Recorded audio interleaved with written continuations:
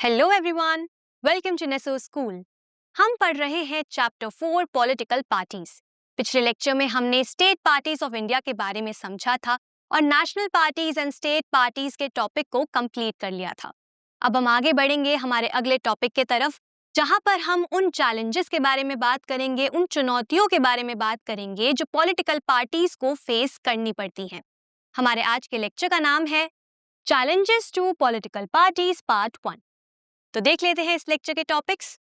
जैसे मैंने आप सभी को बताया, हमारे इस लेक्चर का एक ही टॉपिक होने वाला है जिसका नाम है चैलेंजेस टू पॉलिटिकल पार्टीज। आपके चैप्टर में टोटल 4 चैलेंजेस दिए गए हैं जो पॉलिटिकल पार्टीज को फेस करने पड़ते हैं। आज के इस पार्ट में हम पहले 2 चैलेंजेस के बारे में पढ़ने वाले हैं। ये टॉपिक आपके चैप्टर में यहां से लेकर यहां तक दिया गया है। तो बिना किसी देरी के शुरू करते हैं। सबसे पहले समझ लेते हैं इस टॉपिक का एक छोटा सा इंट्रोडक्शन। तो देख लेते हैं हमारा सबसे पहला पॉइंट क्या कहता है। यहाँ पर लिखा है, since parties are the most visible face of democracy, it is natural that people blame parties for whatever is wrong with the working of democracy. आप सभी को याद होगा, हमने ये पहले भी पढ़ा है। यहाँ पे लिखा गया है कि पॉलिटिकल पार्टीज जो होती हैं वो सबसे ज्यादा विजिबल फेस में से एक होती है डेमोक्रेसी में। मतलब कि पॉलिटिकल पार्टीज उन इंस्टीट्यूशंस में से एक है जो सबसे ज्यादा दिखाई देती है, सबसे ज्यादा विजिबल होती है किसी भी डेमोक्रेसी में। और इसी वजह से आम तौर पर लोग क्या करते हैं, वो पॉलिटिकल पार्टीज को ब्लेम करते हैं अगर कुछ भी डेमोक्रेसी में गलत हो जाता है, रॉन्ग हो जाता है। ठीक है, तो यहाँ पे क्या लिखा है कि पॉलिटिकल पार्टीज क्योंकि एक विजिबल फेस होती है डेमोक्रेसी का, इसी वजह से इनको बहुत इजीली ब्लेम कर देते हैं सभी लोग अगर कुछ भी डेमोक्रेसी में गलत हो जाता है। अब इसके बाद देख लेते हैं हमारा नेक्स्ट पॉइंट। यहाँ पर लिखा है, all over the world people express strong dissatisfaction with the failure of political parties to perform their functions well.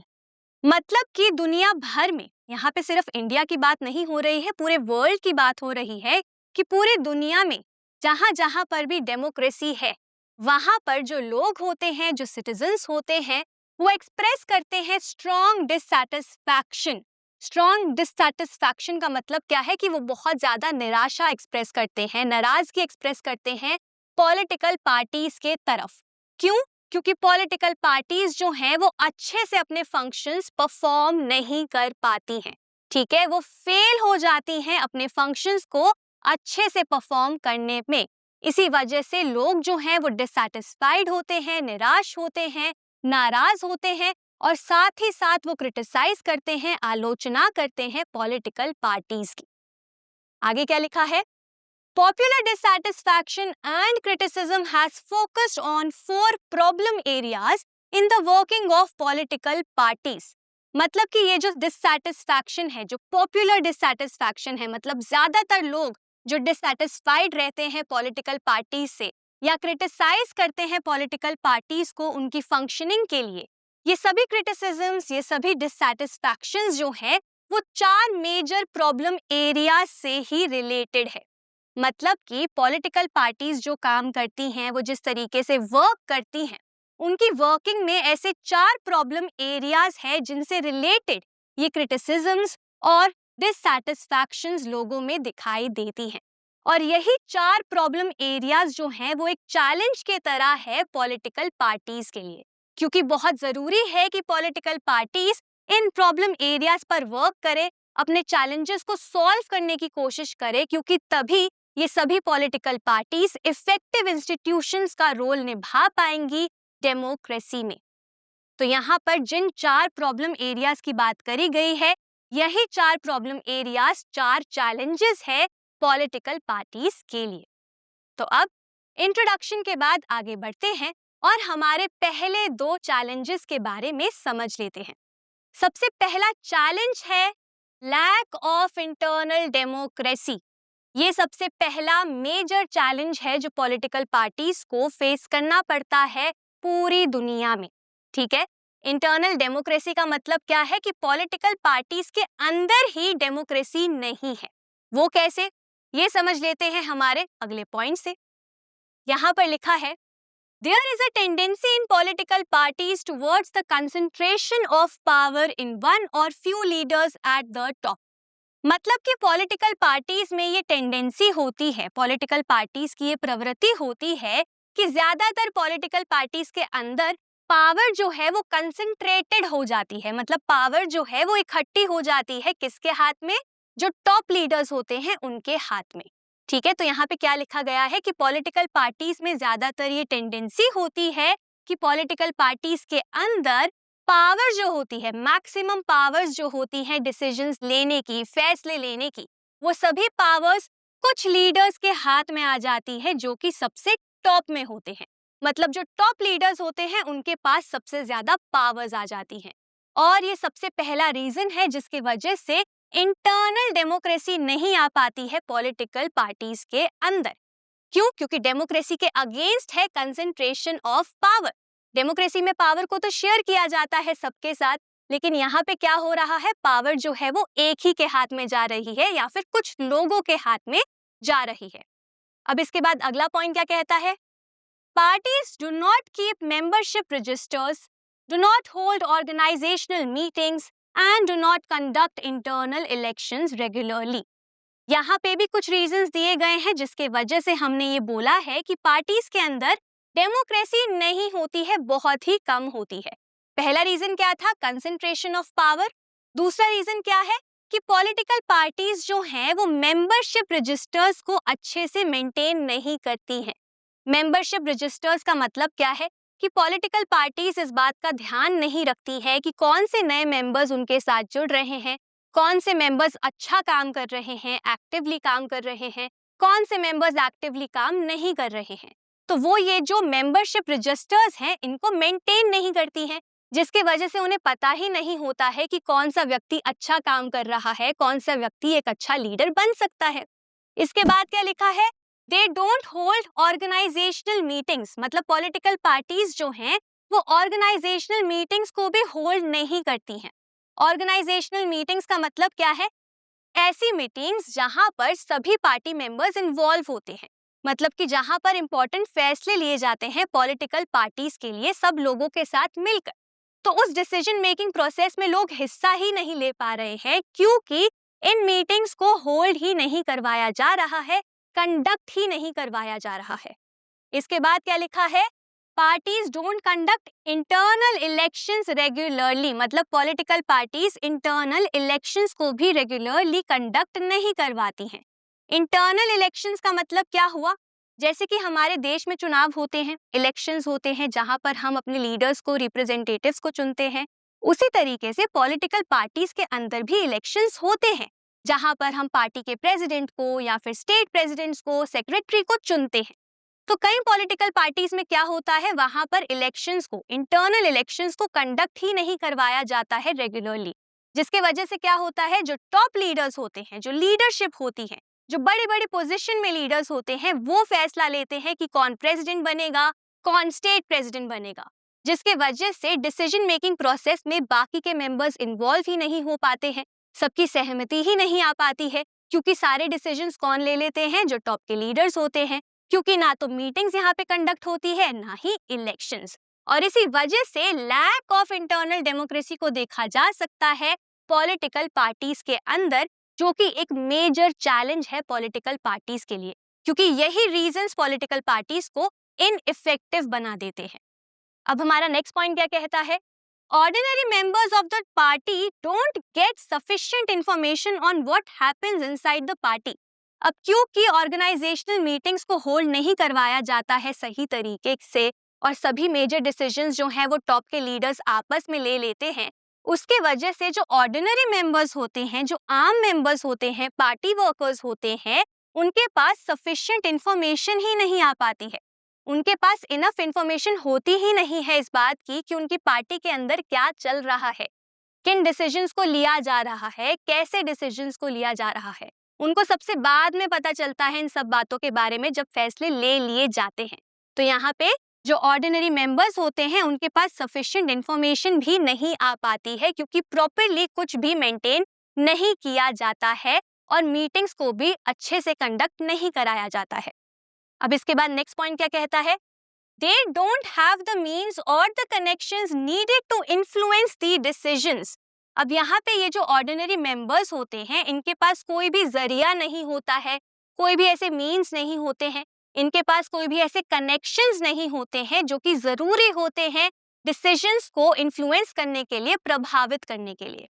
क्योंकि ये आम मेंबर्स हैं, ये नॉर्मल ऑर्डिनरी मेंबर्स हैं पार्टीज के, इनके कोई बड़े बड़े कनेक्शंस नहीं होते हैं, ये टॉप लीडर्स को डायरेक्टली नहीं जानते, नहीं पहचानते, तो ये किसी भी तरीके से इन्फ्लुएंस कर ही नहीं पाते हैं डिसीजंस को। जिन डिसीजंस को सबको मिलकर लेना चाहिए, वो डिसीजंस कुछ लोग ले रहे हैं और बाकी के लोग इन्फ्लुएंस कर ही नहीं पा रहे हैं, अपने ओपिनियंस को सामने ही नहीं रख पा रहे हैं। आगे क्या लिखा है? As a result the leaders assume greater power to make decisions in the name of the party. और इस वजह से क्या होता है, क्योंकि जो ऑर्डिनरी मेंबर्स हैं वो पार्ट ही नहीं ले पा रहे डिसीजन मेकिंग प्रोसेस में, वो मीटिंग्स में हिस्सा नहीं ले पा रहे, वो इन्फ्लुएंस नहीं कर पा रहे डिसीजंस को, अपने ओपिनियंस को, अपने व्यूज को वो आगे नहीं रख पा रहे। इसके वजह से क्या होता है, जो टॉप के लीडर्स होते हैं उनके पास बहुत ज्यादा पावर आ जाती है, पावर कंसंट्रेटेड हो जाती है और फिर वो डायरेक्टली फैसले लेते हैं पार्टी के नाम पर। तो ये जो फैसले हैं वो कुछ लीडर्स लेते हैं, लेकिन ये बोला जाता है कि ये पार्टी का फैसला है, लेकिन असल में वो पार्टी का फैसला नहीं होता, कुछ लीडर्स का फैसला होता है। क्योंकि अगर पार्टी का फैसला होता तो प्रॉपर मीटिंग्स को कंडक्ट करवाया जाता और सभी लोगों का वॉइस जो है वहां पर सुना जाता। ठीक है, और यही क्या है, एक चैलेंज है पॉलिटिकल पार्टीज के लिए। अब नेक्स्ट पॉइंट क्या कहता है? वन और few leaders exercise Paramount power in the party. जैसे ऊपर लिखा है कि कुछ लीडर्स होते हैं, एक या कुछ लीडर्स होंगे जिनके पास पैरामाउंट पावर आ जाती है, मतलब सुप्रीम पावर आ जाती है पार्टी के अंदर। Those who disagree with the leadership find it difficult to continue in the party। और वो सभी लोग जो कि डिसअग्री करते हैं लीडरशिप के साथ, उन सभी के लिए बहुत ज्यादा मुश्किल हो जाता है पार्टी में कंटिन्यू करना। तो यहाँ पर बेसिकली क्या होता है कि कुछ लीडर्स के पास सबसे ज्यादा पावर आ गई, सुप्रीम पावर्स आ गई, अब वो डिसीजंस ले रहे हैं, फैसले ले रहे हैं, और मान लीजिए किसी एक मेंबर ने उनके खिलाफ बोल दिया, ठीक है, उन्होंने डिसअग्री कर लिया किसी भी लीडर के साथ, तो क्या होगा, उस मेंबर को या तो निकाल दिया जाएगा या उस मेंबर के लिए बहुत ज्यादा डिफिकल्ट हो जाएगा उस पार्टी में कंटिन्यू करना। क्यों? क्योंकि वो उस व्यक्ति के अगेंस्ट गया, उन लीडर्स के अगेंस्ट गया जो सबसे ज्यादा पावरफुल है पार्टी में। अब इसके बाद क्या लिखा है? More than loyalty to party principles and policies, personal loyalty to the leader becomes more important. और इन्हीं रीजंस के वजह से पार्टी के तरफ जो लॉयल्टी होनी चाहिए वो लॉयल्टी शिफ्ट हो जाती है पर्सनल लॉयल्टी के तरफ। मतलब यहाँ पे जो लीडर्स होते हैं, जो पार्टी के मेंबर्स होते हैं, उनको लॉयल होना चाहिए पार्टी के टुवर्ड्स। ठीक है, जो भी पार्टी के प्रिंसिपल्स हैं, पार्टी के सिद्धांत हैं, जो भी पार्टी की पॉलिसीज हैं, उन सभी लोगों को, सभी मेंबर्स को उन पॉलिसीज के तरफ, उन प्रिंसिपल्स के तरफ लॉयल होना चाहिए। लेकिन यहाँ पर क्या होता है, वो एक लीडर के तरफ लॉयल हो जाते हैं। तो यहाँ पे बेसिकली लीडर्स को, मेंबर्स को, पार्टी को, पार्टी के प्रिंसिपल्स के अराउंड चलना चाहिए, लेकिन यहाँ पे उल्टा हो जाता है। यहाँ पे लीडर्स के अराउंड पार्टी चलती है, लीडर्स के अराउंड बाकी के मेंबर्स चलते हैं। क्यों? क्योंकि लॉयल्टी जो है वो शिफ्ट हो जाती है, पार्टी से ध्यान हट जाता है और जो लीडर कहता है वही किया जाता है। भले ही वो लीडर सही हो, गलत हो, ये मैटर नहीं करता है, सभी मेंबर्स जो हैं वो लीडर्स के ही सपोर्ट में आ जाते हैं, उनके तरफ अपनी लॉयल्टी को शो करते हैं। ठीक है, और इन्हीं वजहों के वजह से इंटरनल डेमोक्रेसी जो है पॉलिटिकल पार्टीज की, वो बहुत ज्यादा कम हो जाती है और ये एक सबसे बड़ा चैलेंज बन जाता है पॉलिटिकल पार्टीज के लिए। तो ये था हमारा सबसे पहला challenge, lack of internal democracy. अब आगे बढ़ते हैं हमारे दूसरे चैलेंज की तरफ, जो है डायनेस्टिक सक्सेशन। डायनेस्टिक का मतलब होता है वंशवादी, ठीक है, वंश से रिलेटेड। वहीं पे सक्सेशन का मतलब होता है उत्तराधिकारी। तो यहाँ पे डायनेस्टिक सक्सेशन का मतलब क्या होता है? जब वंश के आधार पर, वंशज के आधार पर हम अपना उत्तराधिकारी चुनते हैं, ठीक है, जब हम वंश के आधार पर अपना सक्सेसर चुनते हैं तो उसी को डायनेस्टिक सक्सेशन कहते हैं। मतलब कि यहाँ पर एक ही फैमिली के अंदर आप पावर को या फिर किसी पोजीशन को, किसी भी पोस्ट को या फिर किसी भी चीज को जब पास ऑन कर देते हो, ठीक है, तो उसी को डायनेस्टिक सक्सेशन बोलते हैं। और पॉलिटिक्स में डायनेस्टिक सक्सेशन बहुत ज्यादा देखा जाता है, स्पेशली इंडिया में, जहां पर अगर मान लीजिए कोई एक पॉलिटिकल पार्टी के ग्रैंडफादर जो थे वो प्रेसिडेंट थे, तो आगे उनके जो बच्चे होंगे वो भी प्रेसिडेंट बनेंगे, उनके जो बच्चे होंगे उनको भी प्रेसिडेंट बना दिया जाएगा। तो उसी को डायनेस्टिक सक्सेशन कहते हैं। अब यहाँ पर हमारा सबसे पहला पॉइंट देख लेते हैं। Since most political parties do not practice open and transparent procedures for their functioning, there are very few ways for an ordinary worker to rise to the top in a party. यहाँ पे लिखा गया है कि political parties जो होती हैं वो अपनी फंक्शनिंग को, मतलब पॉलिटिकल पार्टीज किस तरीके से फंक्शन करेगी, किस तरीके से डिसीजंस लेगी, ये सब बातों को वो क्या रखती हैं, ट्रांसपेरेंट रखती हैं, ओपन नहीं रखती हैं। मतलब कि सभी मेंबर्स को नहीं पता हो रहा होता कि टॉप के लीडर्स क्या डिसीजंस ले रहे हैं, क्या डिस्कशंस कर रहे हैं। तो बिल्कुल भी ट्रांसपेरेंसी नहीं होती है, यहाँ पे छुपा के ये काम किया जाता है। तो क्योंकि पॉलिटिकल पार्टीज ओपनली अपनी फंक्शनिंग नहीं दिखाती हैं, ट्रांसपेरेंट नहीं रहती हैं अपने प्रोसीजर्स को लेके, इस वजह से ऑर्डिनरी वर्कर्स के पास बहुत ही कम तरीके होते हैं पार्टी के टॉप तक आने के लिए। मतलब कि यहाँ पे जो ऑर्डिनरी मेंबर्स होते हैं उनके लिए बहुत ज्यादा मुश्किल हो जाता है कि वो टॉप लीडरशिप का हिस्सा बने, क्योंकि सब जो है छुप छुपा के किया जाता है पॉलिटिकल पार्टीज के अंदर, क्योंकि पावर्स जो है वो कुछ ही लोगों के पास है, कुछ ही लीडर्स के पास है, या किसी एक ही लीडर के हाथ में है, तो वही सब डिसीजंस ले रहे हैं। तो बाकी के मेंबर्स को पता ही नहीं होता कि क्या प्रोसीजर है, क्या फंक्शनिंग हो रही है पार्टी के अंदर, किस तरीके से किसी को चुना जा रहा है, कौन चुना जा रहा है। इस वजह से जो एक ऑर्डिनरी मेंबर होता है उसके लिए बहुत मुश्किल हो जाता है कि वो टॉप लीडरशिप का एक हिस्सा बने, क्योंकि वहां की सब सीट्स जो होती हैं ऑलरेडी रिजर्व्ड हो जाती है। अब ऐसा क्यों लिखा है यहाँ पे? यहाँ आगे लिखा है, leaders are in a position of unfair advantage to favour people close to them और इवन देयर फैमिली मेंबर्स। क्यों ऑर्डिनरी मेंबर्स के लिए मुश्किल होता है? क्योंकि जो लीडर्स होते हैं, जो टॉप के लीडर्स होते हैं, जो टॉप की पोजीशंस में होते हैं, वो एक अनफेयर एडवांटेज देते हैं, एक अनुचित एडवांटेज दे देते हैं, बेनिफिट दे देते हैं, फेवर कर देते हैं उन लोगों को जो कि उनके बहुत या तो क्लोज होते हैं या फिर उनकी फैमिली के ही मेंबर्स होते हैं। तो यहाँ पे जो टॉप के लीडर्स होते हैं वो क्या करते हैं, वो फेवर करते हैं अपने क्लोज मेंबर्स को या फिर अपनी फैमिली मेंबर्स को, जिसके वजह से ऑर्डिनरी वर्कर्स के पास एक मौका ही नहीं आता है कि वो टॉप लीडरशिप का पार्ट बने। आगे क्या लिखा है, in many parties the top positions are always controlled by members of one family. ज्यादातर पार्टीज में आप नोटिस करेंगे कि जो टॉप की पोजीशंस होती है वो हमेशा एक ही फैमिली कंट्रोल करती है। मतलब एक ही फैमिली के मेंबर्स के पास सभी टॉप की पोजीशंस होंगी। और ऐसा क्यों? क्योंकि वो सभी एक दूसरे को फेवर करते हैं और किसी को मौका ही नहीं देते हैं ऊपर आने का, और इसी को डायनेस्टिक सक्सेशन कहते हैं। ठीक है, आगे क्या लिखा है, this is unfair to other members and also bad for democracy since people who do not have adequate experience or popular support come to occupy positions of power। और ये जो डायनेस्टिक सक्सेशन है पार्टीज के अंदर कि family members को ही सब कुछ दे दिया, उन्हीं को सेम पोजीशंस दे दी, उन्हीं को टॉप पोजीशंस दे दी, ये बहुत ज्यादा अनफेयर होता है बाकी के मेंबर्स के लिए, और साथ ही साथ ये बहुत ज्यादा बुरा भी होता है डेमोक्रेसी के लिए। क्यों बुरा होता है डेमोक्रेसी के लिए?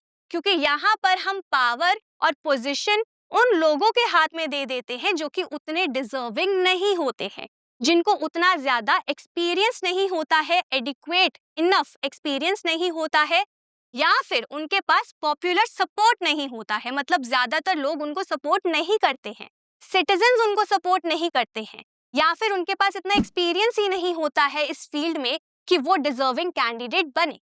लेकिन क्योंकि वो किसी एक फैमिली से बिलोंग करते हैं, इस वजह से उनको वो पोजीशन दे दी जाती है। और इसीलिए ये जो डायनेस्टिक सक्सेशन है ये बहुत ज्यादा अनफेयर है बाकी के मेंबर्स के लिए, और बहुत ज्यादा बुरा है डेमोक्रेसी के लिए, क्योंकि पावर हम गलत लोगों के हाथ में दे देते हैं, और जो एक्चुअल में डिजर्विंग मेंबर्स होते हैं, जो अच्छे मेंबर्स होते हैं, जो अच्छा काम कर रहे होते हैं, या फिर जिनको लोग पसंद करते हैं, वो मेंबर्स इग्नोर हो जाते हैं और पीछे रह जाते हैं। और यही दूसरा मेजर इशू है, दूसरा मेजर चैलेंज है पॉलिटिकल पार्टीज के लिए, कि पॉलिटिकल पार्टीज के अंदर डायनेस्टिक सक्सेशन को देखा जाता है। और इसको बहुत ज्यादा क्रिटिसाइज भी किया जाता है लोगों द्वारा। तो ये था हमारा दूसरा चैलेंज पॉलिटिकल पार्टीज का, डायनेस्टिक सक्सेशन। इसी के साथ हमारा आज का ये टॉपिक, जिसका नाम था चैलेंजेस टू पॉलिटिकल पार्टीज, यहीं पर खत्म होता है। तो आज के इस पार्ट में हमने फर्स्ट 2 चैलेंजेस को अच्छे से समझ लिया है, प्रॉपरली समझ लिया है। मैं उम्मीद करती हूँ आपको ये लेक्चर बहुत अच्छा लगा होगा, अच्छे से समझ भी आया होगा। अब मैं मिलूंगी आपसे अगले लेक्चर में, जहां पर हम बाकी के 2 चैलेंजेस को अच्छे से समझेंगे। आज के लिए बस इतना ही। Thank you.